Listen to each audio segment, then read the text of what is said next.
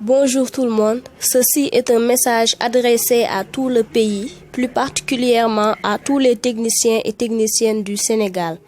Je me nomme Hadiba, j'ai 20 ans, je suis élève en classe de terminale au lycée technique Maurice Delafosse. Je fais partie d'une association nommée ADET, signifiant Association des jeunes techniciens du Sénégal. Cette association a été créée le 28 mars 2020 ici à Dakar, qui a pour objectif de valoriser et favoriser l'enseignement technique au Sénégal et aussi énumérer tous les problèmes auxquels nous faisons face. Personne ne peut nier aujourd'hui que le seul ami de l'homme, c'est la technologie. Sans la technique, beaucoup de nations auraient péri.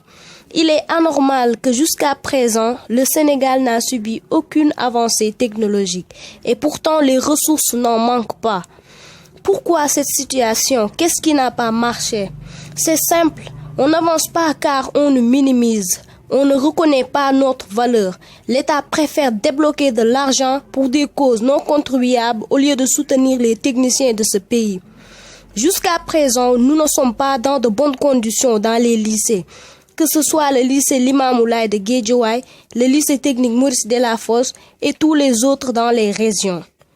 Nous utilisons des machines datant de l'époque de Léopold Sédar Senghor. Nos laboratoires sont instables. Nous manquons de matériel dans les ateliers. Nos profs ne font plus leur travail comme ils le devraient. Seuls nous qui sommes dans ces lycées peuvent affirmer de telles choses. Car nous vivons presque au lycée. Nous savons ce qui s'y passe et ce qui ne s'y passe pas. Il est temps que tout le monde soit au courant et nous soutienne. Nos intentions ne sont pas mauvaises.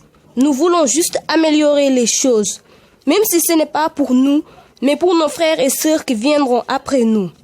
Car nous ne pouvons pas concevoir qu'un élève étudie pendant 3 ans et obtienne son bac durement, mais malheureusement, il ne sera pas orienté et est obligé de passer par des concours auxquels il n'est pas sûr d'y être admis, sinon d'aller payer pour faire des formations. Pourquoi devons-nous passer par tous ces embûches? Pourquoi? Et pendant ce temps, un élève issu de l'enseignement général passe son bac et sera directement orienté.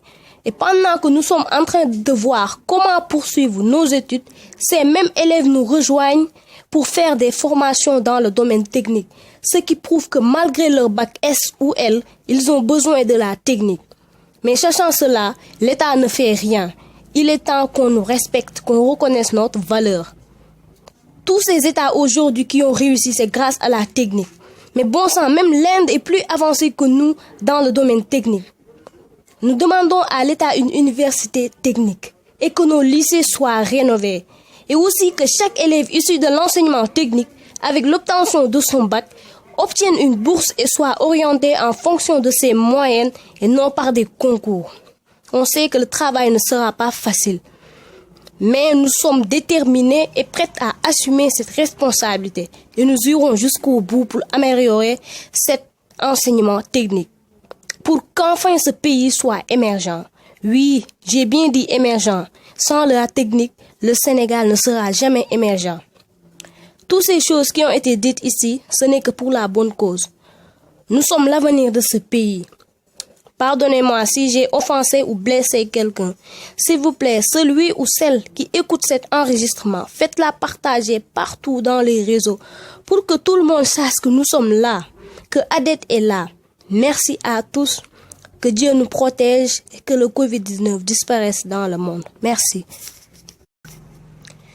Bonjour.